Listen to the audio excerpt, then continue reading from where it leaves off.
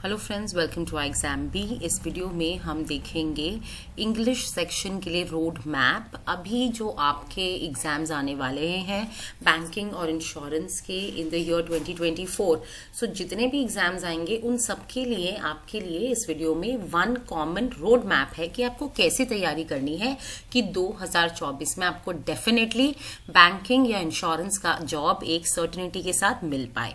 ठीक है, so friends, सबसे पहले देखते हैं कि कॉमन क्वेश्चंस जो हर बैंकिंग और इंश्योरेंस एग्जाम में आते हैं वो है रीडिंग कॉम्प्रिहेंशन जरूर आता है, पर इसमें ऐसा है कि अगर आप क्लर्क का एग्जाम दे रहे हैं तो आपको एनालिटिकल टाइप ऑफ क्वेश्चंस थोड़े कम आ सकते हैं, पर अगर आप पीओ का एग्जाम दे रहे हैं तो रीडिंग कॉम्प्रिहेंशन में एनालिटिकल क्वेश्चंस ज्यादा आते हैं ना, तो आपको उसके लिए प्रिपेयर्ड रहना है।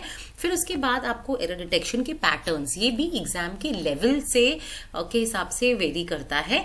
जैसे कि अगर आपका कोई क्लर्क लेवल या इजी कोई एग्जाम है जिसमें बहुत ज्यादा डिफिकल्ट क्वेश्चंस नहीं देखे गए हैं पास्ट में, सो उनमें आपको कन्वेंशनल पैटर्न्स मिलेंगे, जैसे कि सिंपल पैटर्न्स जो हर साल देखने को मिलते हैं। पर जो डिफिकल्ट एग्जाम है, स्पेशली अगर हम बोलें एसबीआई पीओ या आईबीपीएस पीओ का मेंस, अगर इनकी बात करें तो नए पैटर्न्स इन्हीं एग्जाम्स में इंट्रोड्यूस किए जाते हैं। और नए पैटर्न्स कैसे बनते हैं? पुराने एग्जिस्टिंग पैटर्न्स को मिलाकर, दो पैटर्न्स को मिलाकर वो नया पैटर्न बना देते हैं, राइट। तो हमें सारे पैटर्न्स जो हैं वो प्रैक्टिस करने हैं अपने 2024 के बैंकिंग और इंश्योरेंस एग्जाम्स के लिए। फिर फिलर्स के भी बहुत सारे पैटर्न्स होते हैं, इनफैक्ट वीडियोस भी हमने बहुत सारी बना रखी है, लाते भी रहेंगे। फिलर्स के सारे पैटर्न्स हमें आने चाहिए, पैरा जंबल के सारे पैटर्न्स हमें आने चाहिए, नए पैटर्न अभी पिछले साल हमें देखने को मिले। फिर jumble parts of a sentence, ये भी पहले इतना नहीं आता था, पहले एसएससी में ज्यादा आता था, पर अब आजकल बैंकिंग में भी आ रहा है। यानी कि एक सेंटेंस के पार्ट्स जो हैं जंबल करके दे दिए, उनको अरेंज करके एक मीनिंगफुल सेंटेंस बनाना है। क्लोज पैसेज के सारे पैटर्न्स, 4 पैटर्न्स हैं। करेक्ट यूसेज, अब करेक्ट यूसेज वर्ड का, इडियम का, फ्रेजल वर्ब का, किसी का भी आ सकता है, ठीक है। ये हमें याद जरूर करने हैं। अभी आईबीपीएस एसओ का एग्जाम आने वाला था, क्लास में हम लोग रिमाइंड कराते रहे कि कर लिया इडियम, कर लिया, नहीं करा। एकदम लास्ट मोमेंट पर फाइनल रिमाइंडर जब मैंने पूछा कि क्या आपका हो गया है अब, तो स्टूडेंट्स कह रहे नहीं मैम अभी टच नहीं करा है। तो लास्ट तक पहुंचते पहुंचते ये ना हो कि आप भूल ही जाएं, तो वहां रिमाइंड कराया, तब जाके बच्चों ने इडियम्स और फ्रेजल वर्ब्स रिवाइज करे। तो इसीलिए आप ये गलती नहीं करनी है, आपने लास्ट तक आपको सब कुछ केवल रिवीजन के लिए छोड़ना है, पढ़ना तो एक बार है ही सब कुछ, right. Next is word exchange, coherent paragraph, match the columns और कनेक्टर्स। इन्हीं टाइप के क्वेश्चंस आते हैं, राइट। इसमें से किसी भी 5 टाइप के, 6 टाइप के क्वेश्चंस आपको दे दिए जाएंगे, चाहे बैंकिंग का प्रीलिम्स हो, इंश्योरेंस का प्रीलिम्स हो, मेंस हो, कोई भी हो बैंकिंग और इंश्योरेंस में ऐसे ही क्वेश्चंस आएंगे, राइट। अब सिलेबस को कवर कैसे करना है? हमारे पास टाइम है, हमें करनी है रीडिंग, और रीडिंग किसकी? न्यूज़पेपर रीडिंग करनी है। उससे क्या होगा? जब भी हम न्यूज़पेपर रीडिंग करेंगे उससे हमारा जो रीडिंग हैबिट डेवलप होगी, पेपर हम जल्दी जल्दी पढ़ पाएंगे, ठीक है। और भी बताती हूँ क्या करना है, और भी फायदे हैं, अभी देखते हैं। रोज आपको एडिटोरियल रीडिंग करनी है, वोकैबुलरी पे फोकस करना है, और आपको ग्रामर पे फोकस करना है, क्योंकि आपके जो भी क्वेश्चंस है ना, वो या तो आपकी रीडिंग के हेल्प से स्ट्रेंथन होंगे, आप अच्छे मार्क्स ला सकते हैं, या वोकैबुलरी से या ग्रामर से, ठीक है।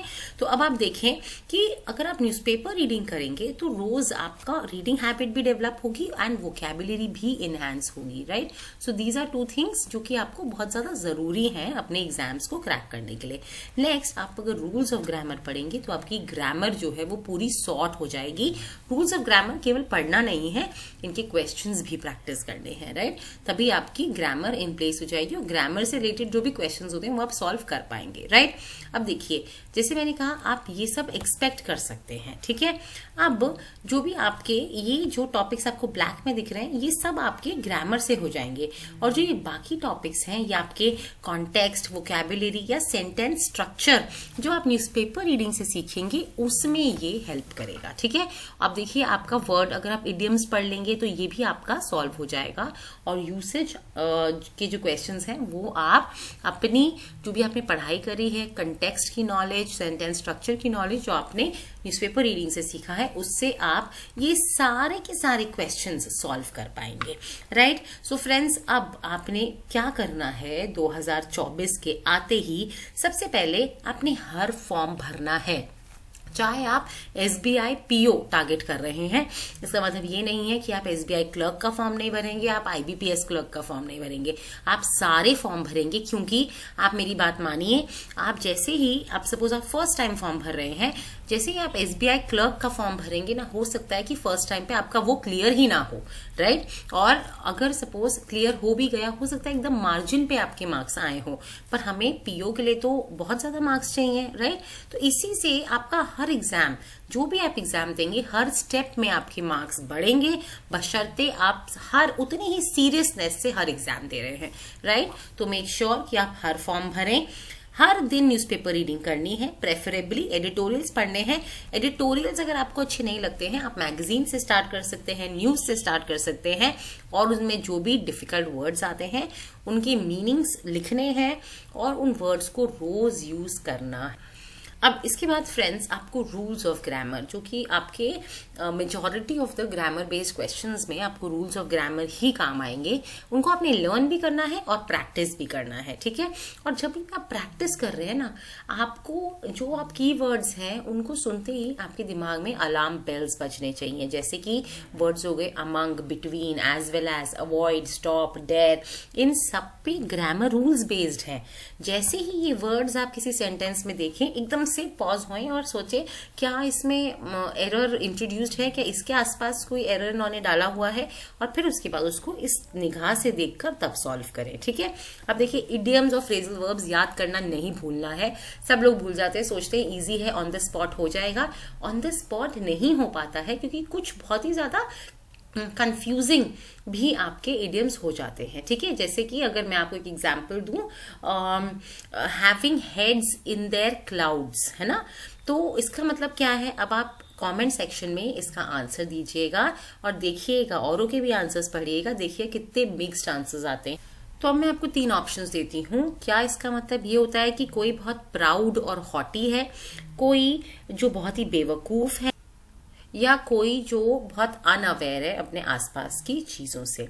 सो इन 3 में से आप करेक्ट आंसर कमेंट सेक्शन में लिखिए, और आप देखना कि कितने ज्यादा वेरिएशंस होंगे आपके आंसर्स के। राइट, इसीलिए याद करना बहुत जरूरी है। अगर हम एग्जाम में याद करके ना जाएं इडियम्स एंड फ्रेजल वर्ब्स, तो हम एग्जाम में तुक्का मार के या गेस वर्क करके हम यहाँ नेगेटिव मार्किंग बहुत ज्यादा ले सकते हैं, एक्यूरेसी खराब कर देते हैं हमारे इडियम और फ्रेजल वर्ब के क्वेश्चंस। ठीक है, अब याद करने का करेक्ट तरीका क्या है, ग्रुप करिए उनको और तब याद करिए। जैसे कि ट्रैवल के फ्रेजल वर्ब्स कौन कौन से हैं, उस तरह से ग्रुप करिए, जैसे set of, hop in, get away, ये सब ट्रैवल के हैं। राइट, और भी बहुत सारे हैं, तो इनको अलग अलग याद करने से अच्छा है कि ग्रुप करें और तब याद करें। ठीक है, अब iExamB पे मॉक्स जरूर प्रैक्टिस करें। जितना ज्यादा टाइम आप iExamB पे बिताएंगे, उतने ज्यादा आपको कॉइन्स मिलेंगे, और उन कॉइन्स की हेल्प से आप हमारा और ज्यादा मॉक्स हमारी वेबसाइट से प्रैक्टिस कर सकते हैं। जैसे मैंने आपको बोला कि एरर्स के आपको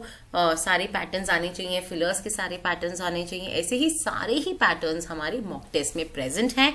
और ये कोशिश करें कि प्रीवियस ईयर पेपर जो भी आप एग्जाम टारगेट कर रहे हैं, सपोज आपने SBI क्लर्क का आपने फॉर्म भरा है, SBI क्लर्क के प्रीवियस ईयर पेपर पहले देखें, उसके बाद आप उस हिसाब से तैयारी करें। ठीक है, सो प्रीवियस ईयर पेपर से हमें एक आइडिया लग जाता है कि किस तरह का के क्वेश्चंस हम एक्सपेक्ट कर सकते हैं। Right, this is all for the video friends. अपनी प्रैक्टिस एकदम से शुरू कर दीजिए, हमारे चैनल को सब्सक्राइब कीजिए और बेल आइकन दबाना ना भूलिएगा, जिससे कि आपको सारे के सारे नोटिफिकेशन हमारी वीडियोस के मिलते रहें।